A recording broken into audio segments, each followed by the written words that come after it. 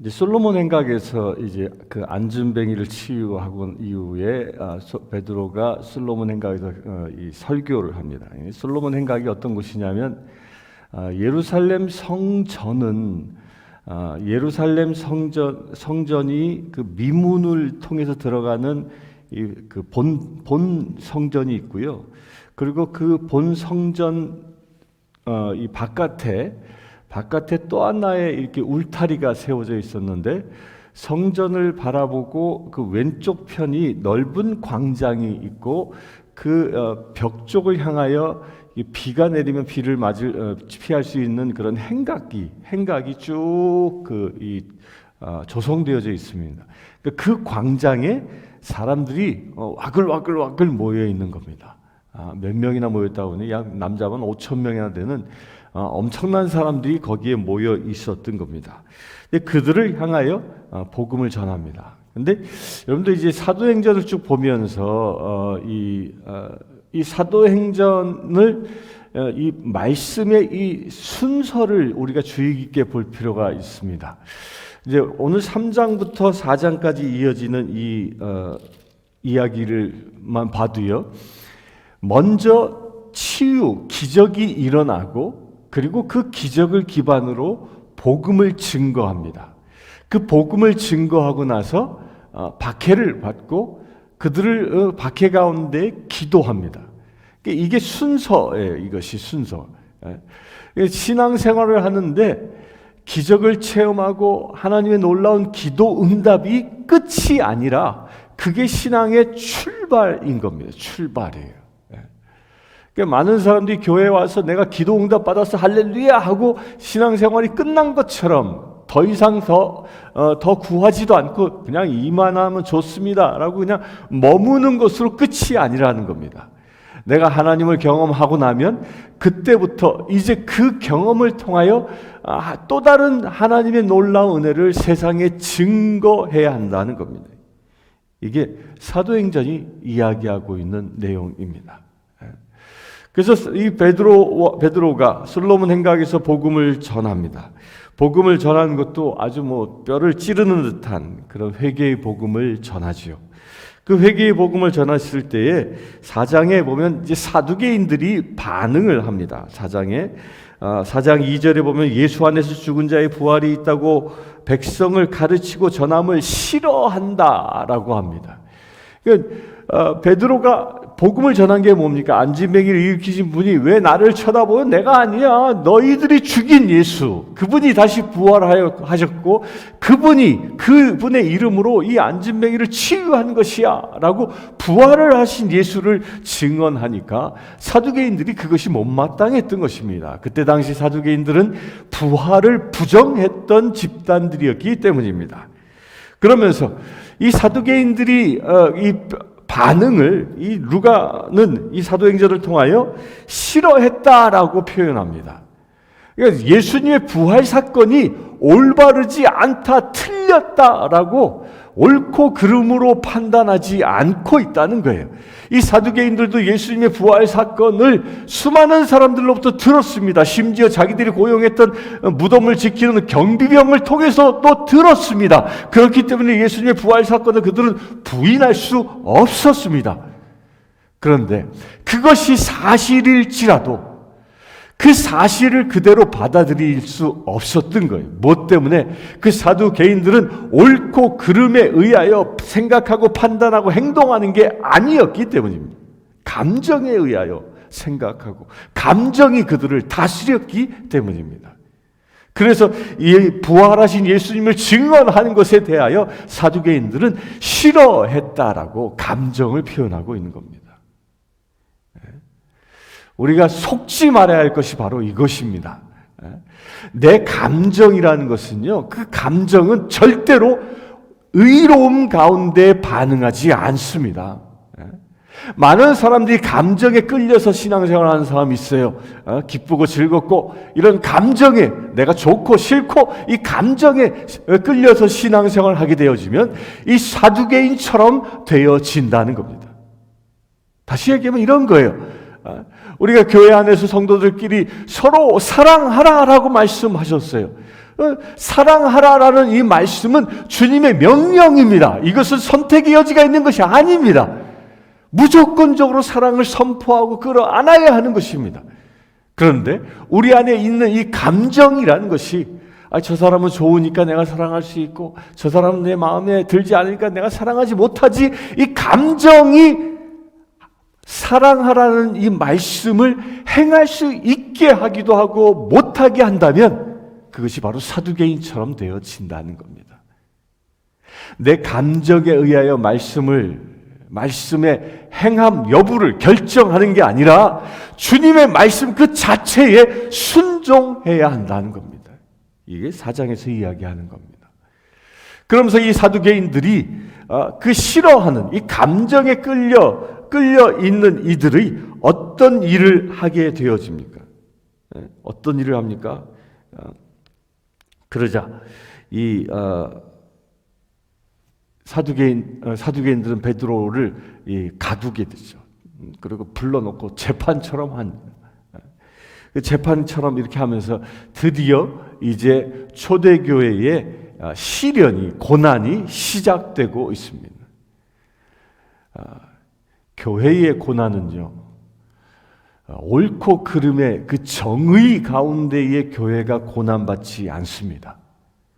이처럼 이 사두개인의 그 감정이 교회의 박해를 시작한 것처럼 이렇게 감성들이 교회로 하여금 어려움에 빠지게 한다는 겁니다. 그런 것들을 물리치기를 축원합니다. 그러자 오늘 읽은 말씀은 그렇게 이제 사두개인들에 의하여 교회가 이제 고난이, 박해가 시작이 되어졌습니다. 그 박해가 시작되어졌을 때 당시 초대교회는 어떻게 반응했느냐입니다. 초대교회가 반응한 것은 그들이, 사두개인들이 자기들을 박해하는 것을 놓고 어떤 논증을 한다거나 재판을 걸어서 이 고소를 해서 옳고 그름을 분별한다거나 아니면 어떤 세력을 키워서 세력의 싸움으로 그들과 대적하거나 그러지 않았습니다. 초대교회는 어떻게 했습니까?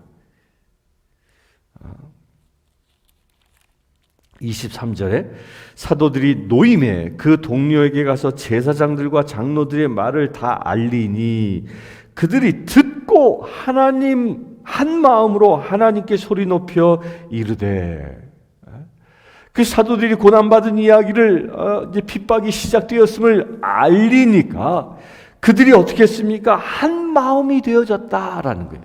어떻게 한 마음이 되어졌습니까? 기도하고자 하는 마음으로 한 마음이 되어졌다 하는 겁니다. 이게 우리 현대교회, 특히 우리 교회도요, 이거는 도전받아야 합니다. 교회에 어떤 문제가 생깁니까? 그러면 가장 먼저 우리 기도해야지, 우리 기도합시다, 우리 기도하기 위하여 모입시다, 우리 서로 한 마음으로 하나님께 기도합시다, 이 소리가 먼저 아우성처럼 들려와야 합니다. 그게 당연한 것으로, 모든 일의 첫 시작의 수순이 기도하는 것으로 마음이 모아질 수 있어야 한다는 거예요. 이 초대교회 그것을 보여주고 있는 겁니다. 당시에 이 바리새인이나 이 사두개인들은요, 어떤 어려움을 만나면 그들은 뭐 하기 시작했냐면 모여 논의했습니다. 그러니까 그들은 회의하기를 즐겨했어요. 그러나 초대교회는 고난을 당하니까 이거 우리 어떻게 대처하지? 이렇게 회의한 게 아니라 뭘 했다고요? 기도했다는 겁니다. 그래서 교회는 회의에 의하여 모든 의사들이 결정되어진 게 아니라 기도함으로 인하여 하나님이 결정하시도록 기도의 자리에 나아가는 겁니다. 그래서 교회는 교회의 기초 중에 기초, 말씀과 성령인데 이것은 다 기도 가운데 이루어져야 한다는 거예요. 그들이 기도할 때 어떤 일이 일어났습니까? 오늘 읽은 말씀 끝절에는 이렇게 얘기합니다. 빌기를 다함에 모인 곳이 진동하며 다시 성령이 충만해졌다. 그들이 기도의 한 마음으로 기도의 자리에 가니까 가니까 세상이 흔들리고요. 성령으로 충만해져서 그 모든 역경을 이길 수 있는 힘이 다시 그들에게 생긴 것입니다. 기도에 힘쓰길 바랍니다. 그렇게 우리가 기도에 힘쓰는 것이 과연 그러면 어떻게 기도해야 하는가? 그 첫 번째가 마음을 하나 되게 하라. 우리 교회 올해 표죠. 같은 말, 같은 마음, 같은 뜻, 마음을 하나 되게 하는 것. 마음이 하나 되어 이 기도에 집중하는 것. 이게 기도의 기본입니다. 특히 개인 기도는 뭐 여러 가지 각자 받은 기도 제목들을 놓고 기도할 수 있습니다. 그러나 이렇게 새벽 기도나 공예배 때나 뭐 이렇게 모여서 함께 기도하는 때에는요, 그들이 한 가지 기도 제목들을 놓고 같이 합심해서 기도하고 이렇게 하는 것이 중요합니다. 그래서 교회에서 전통적으로 기도회를 하면 어떻게 해요? 지금 이 시간 무엇을 놓고 기도합시다. 이렇게 기도 제목을 던져놓고 거기에 마음을 합하지 않습니까? 이게 기도의 원칙인 겁니다. 그래서 구역 예배할 때도 그렇게 기도 제목을 놓으면 거기에 모두 마음을 합하는 것. 이게 합심 기도의 원칙인 겁니다. 그리고 이 기도는요, 특별히 이 영적 전쟁을 하는 것이 기도인 겁니다. 혈과 육의 싸움이 아니라 영적인 싸움이라고 했는데 이 영적인 싸움의 현장이 어떤 자리냐? 그게 기도의 자리인 겁니다. 우리가 기도하면 하나님이 일하시기 때문입니다. 곧 이 기도는 세상 권세와 그 하나님의 그 말씀, 세상의 그 권세, 그 악한 권세를 하나님의 말씀으로 대적하고 하나님의 말씀으로 회복시키는 일이 이 기도를 통하여 이루어지는 것입니다. 그래서 기도할 때 우리가 무엇을 붙잡고 기도합니까? 하나님이 내게 하시는 말씀을 붙잡고 기도하는 것입니다. 세상 사람들은 상식으로 살아갑니다. 그런데 우리 그리스도인들은 하나님의 말씀으로 사는 겁니다. 그런데 그 하나님의 말씀으로 살아가는 그 삶의 첫 시작의 자리가 어디냐면 그게 바로 기도의 자리인 겁니다. 그래서 우리 그리스도인들은 무슨 일을 하든 어떤 자리에서든 제일 먼저 기도하기에 힘써야 하는 것입니다. 기도하기에 힘쓰시길 바랍니다. 그렇게 기도하기에 힘쓰는 자들은 어떤 능력이 생기냐면 우리 그리스도인들을 위협하고 우리를 쓰러뜨릴 것만 같은 그 세상의 권세, 그 세상의 권세 가운데에서도 복음을 담대히 증거할 수 있는 힘과 용기가 생기는 겁니다. 초대교회가 이런 것이죠. 이들이 핍박이 시작되었음에도 불구하고 그들이 하나님 앞에 기도함으로 인하여 다시 성령으로 충만해져 담대히 복음을 전할 수 있었던 것처럼 우리도 그와 같은 능력이 생기는 겁니다. 우리가 성령을 받는 이유가 뭐겠습니까? 성령을 받는 이유는요, 내가 병을 고치고 내게 어떤 문제가 해결되어지고 이것이 성령 받는 목적이 아닌 거예요. 제가 서두에 말씀드린 것처럼 사도행전이 말하고 있는 바가 뭐라고요? 성령의 놀라운 기적 역사들이 일어나는 것은 복음을 증거하는 서론인 거예요. 서론. 그 서론을 통하여 살아계신 하나님이 증거되어지고 그것을 통해서 예수 그리스도가 일하셨음을, 예수 그리스도는 사망 권세를 꺾고 부활하신 첫사람으로 우리를 구원하셨다라는 이 복음을 증거하는 겁니다. 이 복음을 증거하기 위하여 우리에게 성령이 임하여 계시는 겁니다. 오늘 이 새벽에 이런 성령 충만함을 받길 바랍니다. 이 성령 충만함을 받는 이 놀라운 은혜는 그 은혜의 그 기도, 그 첫 시작을 이렇게 얘기합니다. 이르되 대주제여 천지와 바다와 그 가운데 만물을 지으신 이시여. 우리가 기도할 때 하나님 아버지라고 부르지 않습니까? 그분의 실체가 어떤 분인지를 여기선 자세히 설명하고 있습니다. 우리가 처음에 그냥 하나님 아버지라고 기도를 시작하는 그 의미는 하나님 당신은 온 천지의 주제, 곧 천지를 지으신 창조주이십니다. 그 가운데 만물을 지으신 이시고 천지 대주제, 지금도 세상을 다스리시는 분이 당신이십니다. 비록 공중권세 받은 자가 세상을 자기 것인 양 현혹하고 있을지라도 그 모든 악한 권세의 권세까지도 다스리시는 분은 만유의 주제이신 당신 아버지 하나님이십니다. 이 고백이 우리가 기도 가운데 하나님 아버지라고 시작하는 그 의미를 담고 있는 겁니다.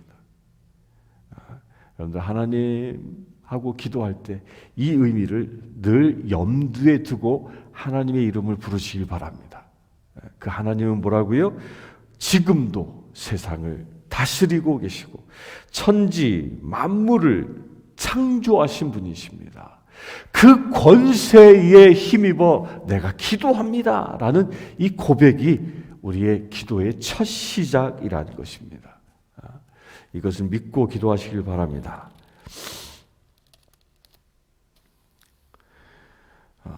그러면서 이 기도하기를 헤롯과 본디오 빌라도는 이방인과 이스라엘 백성과 합세하여 하나님께서 기름 부으신 거룩한 종 예수를 거슬러 하나님의 권능과 뜻대로 이루려고 예정하신 그것을 행하려고 이곳에 모였나이다. 이들은 뭐 했다고요? 이들이 세상 권세죠. 헤롯과 빌라도 세상 권세예요. 이 세상 권세도 이 말씀에 보면 그 이스라엘과 백성과 합세하여 이 하나님의 권능과 뜻대로 이루려고 예정하신 그것을 행하려고. 자, 여기 보십시오. 헤롯과 빌라도 이 세상 권세도 하나님이 예정하신 것을 행하기 위하여 모였다는 거예요. 이게 무슨 얘기일까요? 예수님께서 고난 받으심은 이미 고난의 종으로 오실 것을 이사야서나 구약에서 예언하셨죠. 따라서 누군가가 예수님에게 고난을 주어야 할 사람이 필요했던 겁니다. 그렇게 고난을 주어야 할 사람으로 헤롯과 빌라도 당시의 이스라엘 사람들이 택함 받은 겁니다. 여기서도 분명히 택함 받은 겁니다. 그런데 어떤 택함입니까? 어떤 택함이에요? 그들은 예수님에게 고난을 주는 자로 택함 받았다는 거예요. 이거는요, 그들은 참으로 저주받은 인생이다라는 표현인 겁니다. 우리가 세상을 살아가면서 많은 이들이 누군가를 핍박하고 누군가를 멸시하고 누군가를 해하고 이렇게 살아가는 사람도 있을 수 있습니다. 그로 인하여 누군가가 고난을 당하며 누군가가 아파하고 상처받고 슬퍼하며 살아가게 만드는 사람도 있습니다. 그런데 이렇게 고난을 주는, 해악을 주는, 누군가를 비방하고 그렇게 악한 영에 의하여 쓰임받는 사람이 있는가 하면 그 악한 영에 쓰임받는 사람을 통하여 고난받는 사람도 있는데, 여기서 중요한 건요, 악한 영에 의하여 쓰임받는 사람을 통하여 고난받는 사람이 올바른 신앙인이라면 이 고난을 통하여 살아계신 하나님께 더 의지하는 역사를 일으킵니다. 마치 욥처럼. 그리하여 이 고난받는 사람은 그 욥이 갑절의 축복을 받아 승리하는 것처럼 이 고난받는 사람은 하나님께 더 의지하여 승리하는 삶을 살아가지만, 그리하여 영원한 생명의 나라에 들어가지만, 이 고난 주는 자로 쓰임받는 자는 불 끓는 지옥에 던져지는 저주의 길로 간다는 겁니다. 똑같이 하나님이 허락하여 쓰신 자들이에요. 우리 이거 명심해야 합니다.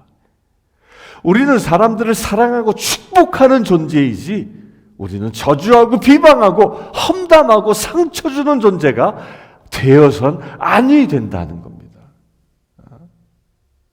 근데 우리 인간이 얼마나 죄에 쩌들은 짠지 같은 존재입니까? 그렇게 이 사단의 종이 되는 것이 저주의 길인 걸 알면서도 우리 입술이 얼마나 사단이 주는 말을 즐겨하는지 모릅니다. 우리 귀가 그걸 즐겨하고요. 우리의 눈이 그런 것들을 즐겨하고. 그런데 그런 유혹의 시간 단 1이라도 든다면 예수 이름으로 물리치시길 축원합니다. 사탄은 우리를 유혹할 수는 있습니다. 그러나 우리는 그 유혹을 거절할 수 있는 겁니다. 거절할 수 있게 되길 바랍니다. 사단의 유혹은 거절하고 주님이 주시는 말씀에는 순종할 수 있어야 합니다. 이것을 지금 구하고 있는 것입니다. 그러면서 이렇게 얘기합니다.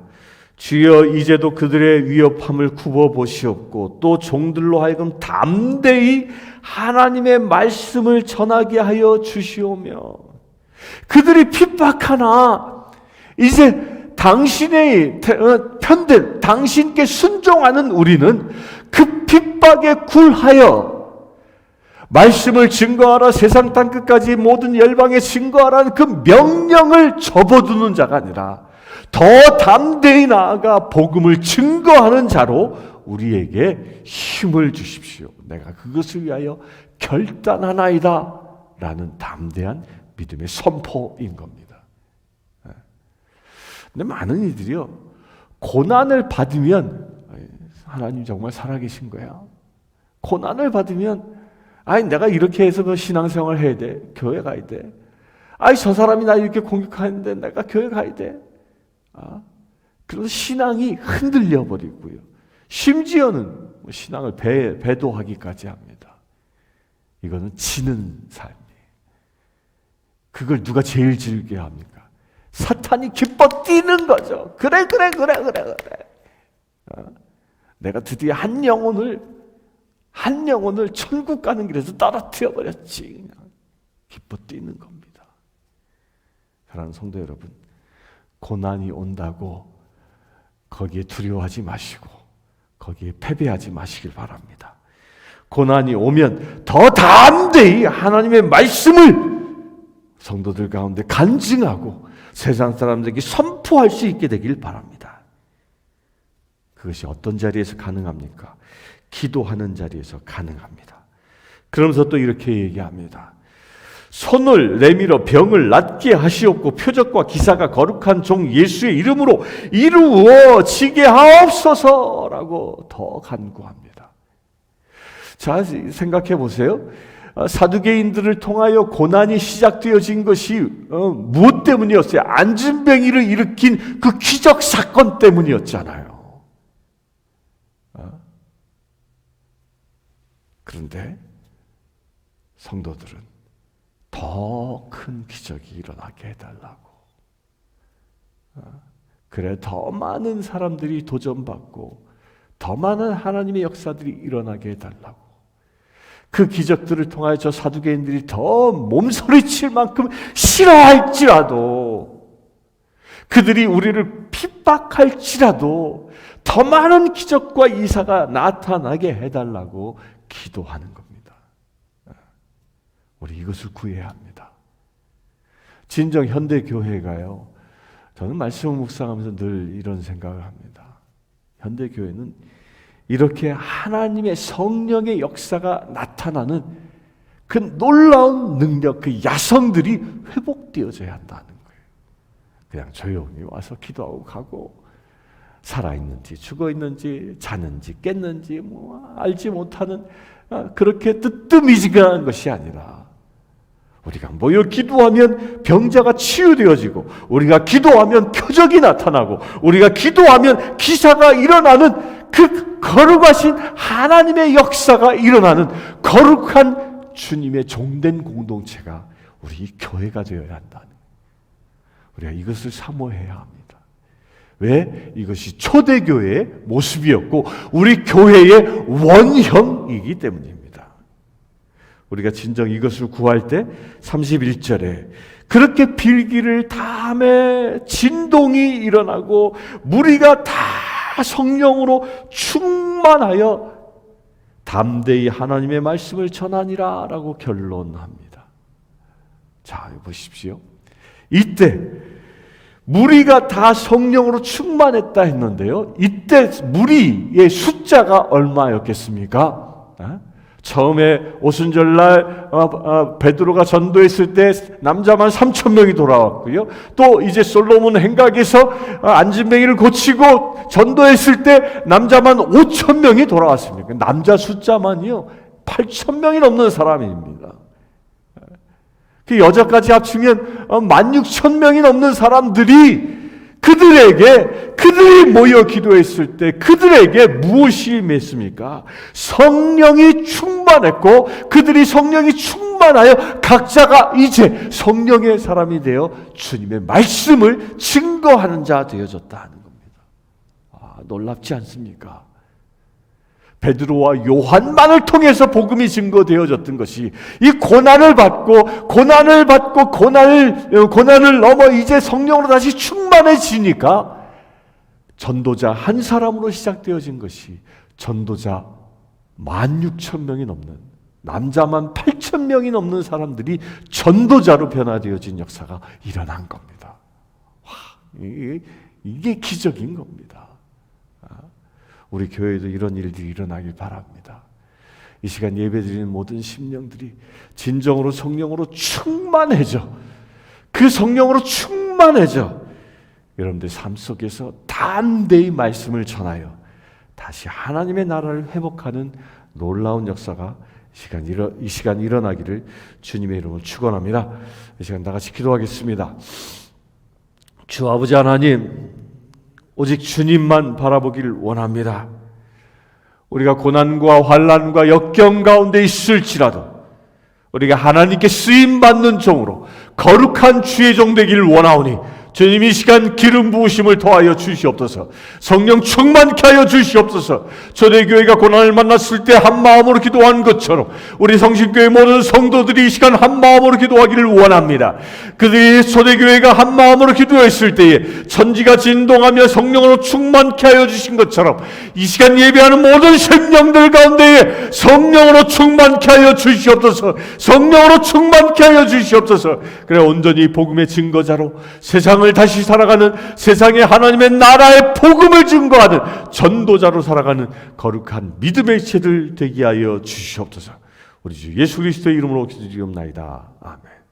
아프리카 케냐의 마소교 교회 고아원생 발라리는 여자아이입니다. 발라리는 초등학교 8학년입니다. 발라리는 꿈조차 가질 수 없는 형편이기에 꿈도 없이 자라고 있습니다. 이 아이는 매달 학비와 점심 식사 비용으로 30불이 필요합니다. 이 아이의 후원자를 찾고 있습니다.